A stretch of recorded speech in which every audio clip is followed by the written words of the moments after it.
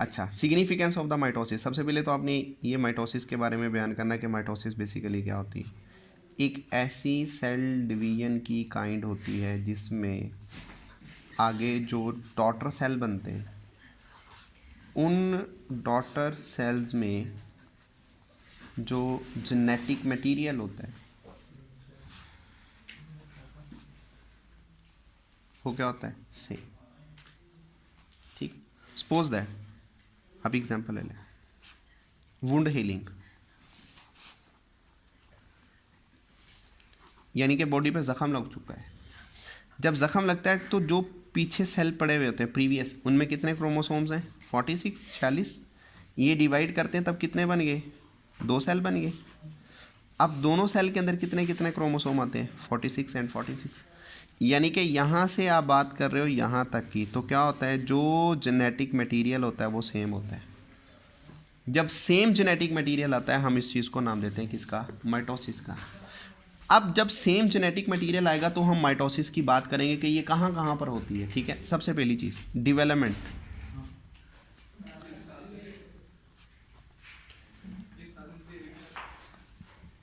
Development and growth. देखिए, ये हमारे पास स्पर्म है, ये एग है।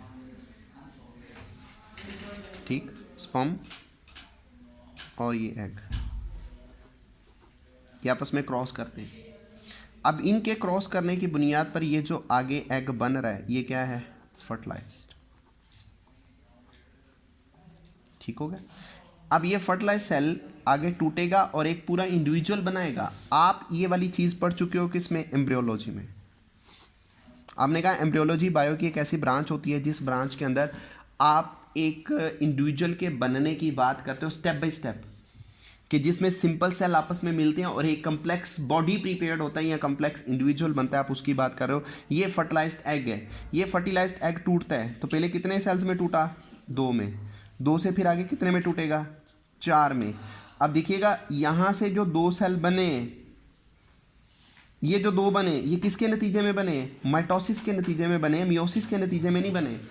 जब ये माइटोसिस के अमल से बने तो इसमें भी अब कितने क्रोमोसोम, 46, इसमें भी कितने, 46। यहाँ पर ये जो 4 बने हैं तो 4 में से हर एक एक में कितने कितने क्रोमोसोम, 46 46 होंगे।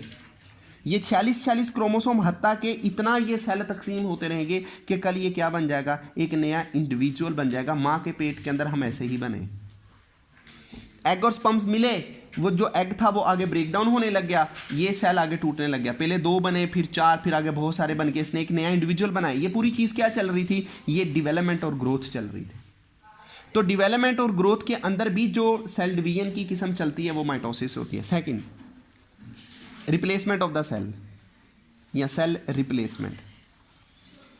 देखें, सेल रिप्लेसमेंट बेटा जी, पहली बात ये है कि जब हम फूड लेते हैं, खाना हम खाते हैं, समटाइम आप खाना खा रहे हो, मुंह के अंदर आप वो खाना चबा रहे होते हैं, तो आपकी अचानक से ये जो गाल होती है, चिक का अंदर वाला पोर्शन जो सा होता है, ये आपके दांतों के खुद ही नीचे आ जाता है, कट लग जाता है।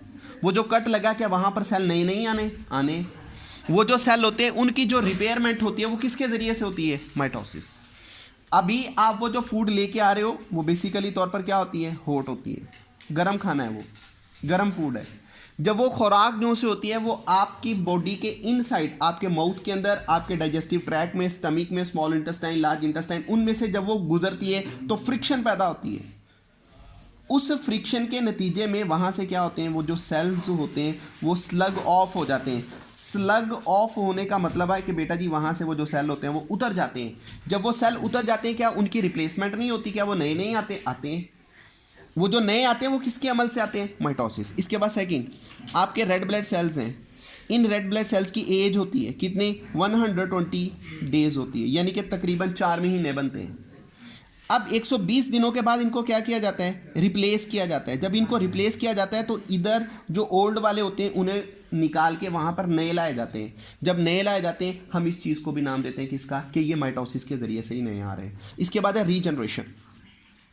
रीजनरेशन में क्या होता है, जो बॉडी पार्ट होते हैं, यानी कि जो लॉस्ट बॉडी पार्ट होते हैं उनकी जगह न्यू बॉडी पार्ट्स को बनाना, वो भी माइटोसिस का अमल है। जिस तरह के आप लिजर्ड की बात कर लें, लिजर्ड इसकी टेल टूट जाती है, जब लिजर्ड की टेल टूट जाती है वहाँ पर क्या क्या मतलब वो जो लिजर्ड होती है वो क्या करती है, वो वहाँ पर नए सेल्स को डिवाइड करवाती है, वो सेल डिवाइड करके वो एक नई टेल बनाना शुरू कर देते हैं, रीजनरेशन है। इसी तरह लॉबस्टर की बात कर लें, इसी तरह स्टारफिश की बात कर लें, अगर उनका कोई एक बाजू कट जाता है वो बाजू दोबारा बना सकते हैं, लेकिन वो भी किस अमल से बनेगा, mitosis. Regeneration by mitosis, cell की replacement by mitosis, development and growth by mitosis. ये सिग्निफिकेंस है, यानी कि आप यहाँ पर शहादतें दे रहे हो, आप इनकी यानी कि प्रूव कर रहे हो कि बेसिकली तौर पर ये माइटोसिस के वजह से ही हो रहे हैं। आखिरी जो बात है वो ये कि बेसिकली तौर पर जो रिप्रोडक्शन होती है जिसमें एक नया इंडिविजुअल प्रीपेयर्ड किया जाता है वो भी माइटोसिस के ज़रिए से ही होती है। सपोज दैट किस तरह से आप बात कर लें कि जो प्लेनेरिया है ये बाइनरी फिशन करता है, जिसकी बुनियाद पर आगे ये दो में तकसीम हो जाता है। बडिंग की बात कर लें, वो यीस्ट करती है या हाइड्रा बड्स बनाते हैं। अब वो बड्स कैसे बनती है, यीस्ट की बात कर लें या हाइड्रा की बात कर लें, ये बड बना के अपनी नई नस्ल बनाते हैं। सपोज ये आपके पास यीस्ट आ गई, इसके अंदर ये एक सेल था, ये फिर क्या हुआ, इसी पेरेंट के अंदर अब ये दो न्यूक्लियस बन जाते हैं। ये वाला जो सेल इसके अंदर ये न्यूक्लियस डिवाइड करके दो बन चुके हैं। फिर क्या होता है, यही पेरेंट अपने बॉडी के ऊपर एक आउट ग्रोथ बना लेता है। इस आउट ग्रोथ के अंदर एक न्यूक्लियस चला जाता है, एक यहीं रहता है। कल ये आउट ग्रोथ अपने पेरेंट से अलग हो जाती है। अब इन दोनों के अंदर कोई चेंज होगा, बिल्कुल भी नहीं। क्यों नहीं चेंज होगा, क्योंकि ये जिस अमल से बन रहे हैं वो माइटोसिस है। माइटोसिस कभी भी वेरिएशंस पैदा नहीं करती, माइटोसिस के दौरान रिकम्बिनेशंस पैदा नहीं होते। तो ये वो पॉइंट है जो बेसिकली क्या है माइटोसिस की सिग्निफिकेंस को वाज़ेह करते हैं। नहीं जी।